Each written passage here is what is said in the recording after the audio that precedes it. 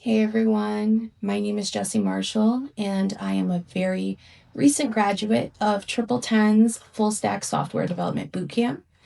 And I am going to present to you my final project and give a screencast demo for it. It's a full stack portfolio page that I built for myself by myself, and it's called codedbyjessi.com.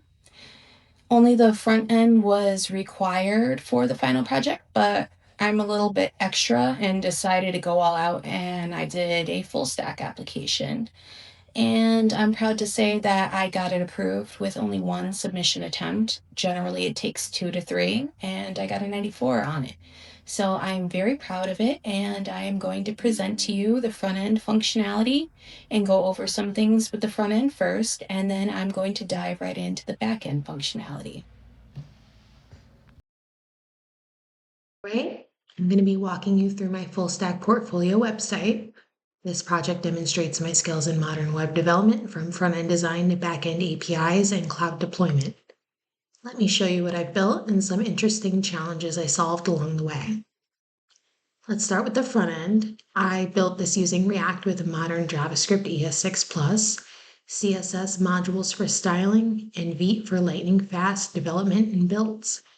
You'll notice I'm using custom fonts, Picky Side, which is this cool little Gothic font, and Montreal, which is this clean sans serif font, which gives the site a unique professional look, and I think they complement each other well. For navigation, I'm using React Router with a key feature, active link highlighting. And I implemented this using navlink component, which automatically applies an active class to the current route. Watch how the navigation updates as I move between pages.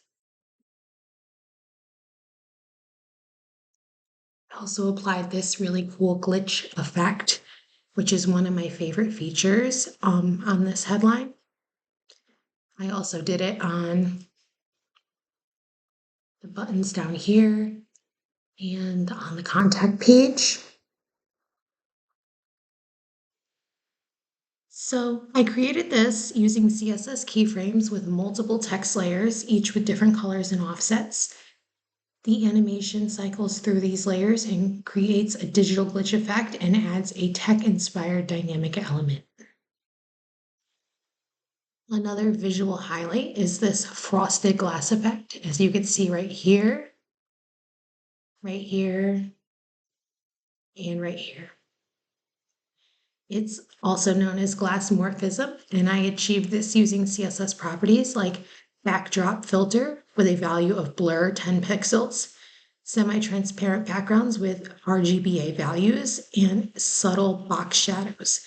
This creates a blurred, beautiful, translucent overlay effect. The layout uses Flexbox for responsive design and maintains a sticky footer, as you can see down here. The entire project follows a modular component structure for maintainability and scalability. And I'm going to show you right now the responsiveness. It looks good on all different screen sizes.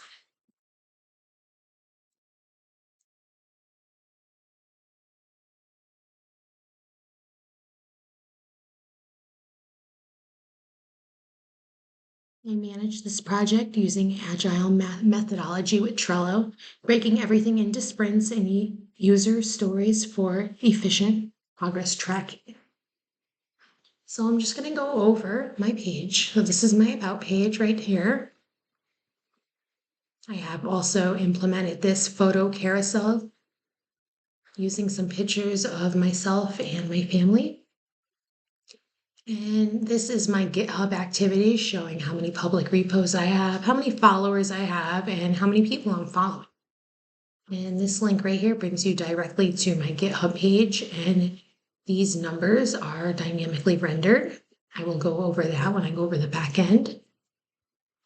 All right, so this is my work, a showcase of my projects and portfolio pieces. These are dynamically rendered as well using the GitHub API. So when a repo has, forks or has been starred, it'll show that number dynamically rendered from that API.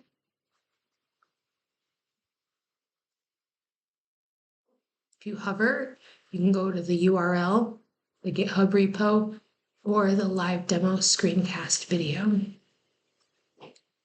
For my contact page, I have links to my GitHub, my LinkedIn, my Medium tech blog that I write articles on, and my Twitter.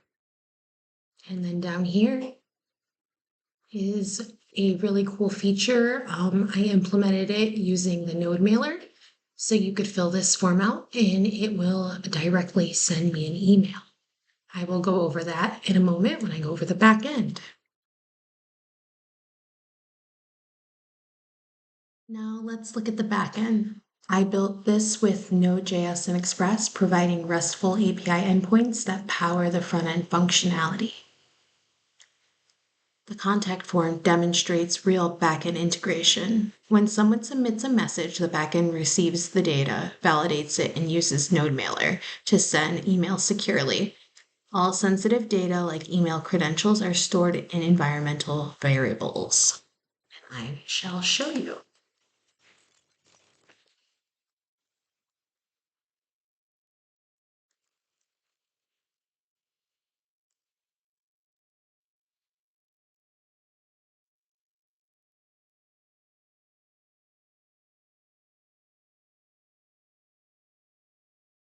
And it gets sent automatically to my Gmail. All right, and here it is. This is what I sent over here. And if you don't validate it correctly, like you don't have a valid email or enough characters, please include, or if you try to send it without anything, you'll get this very cool styled hot pink error message. So I also integrated the GitHub API that I had mentioned before to fetch and display my coding stats. Rather than calling GitHub directly from the front end, the back end handles this, which keeps the API key secure and allows me to format the data before sending it to the front end. Like I said right here, these are dynamically rendered, and so is this down here. For data persistence, I'm using MongoDB Atlas, a cloud-hosted NoSQL database service. When contact forms are submitted, the data gets stored permanently in my MongoDB cluster. This gives me several benefits. Automatic scaling as traffic grows, built-in redundancy with replica sets, and automatic backups. I can also run analytics on the contact data to understand user engagement.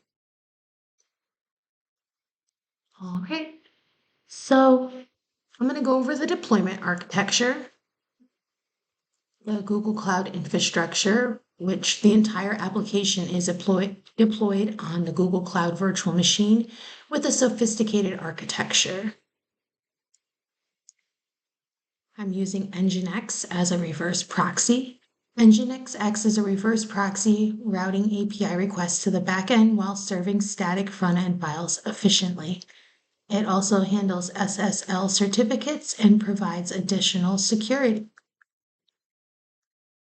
PM2 manages the Node.js processes, ensuring that the backend runs continuously and restarts automatically if anything crashes. This gives me production level reliability.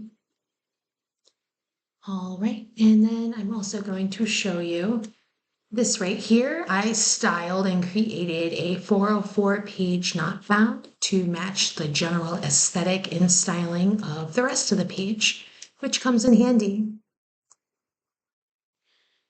So I'm going to go over some challenges. I had a 502 gateway error with the node mailer and the contact form. So my contact form was failing with a 502 bad gateway error. The front end could reach the server, but the back end wasn't responding.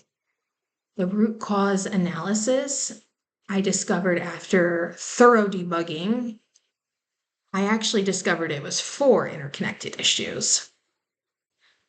The first issue was the build configuration. So my .env.production file had the wrong API URL. It was pointed to api.codedbyjessi.com instead of codedbyjessi.com.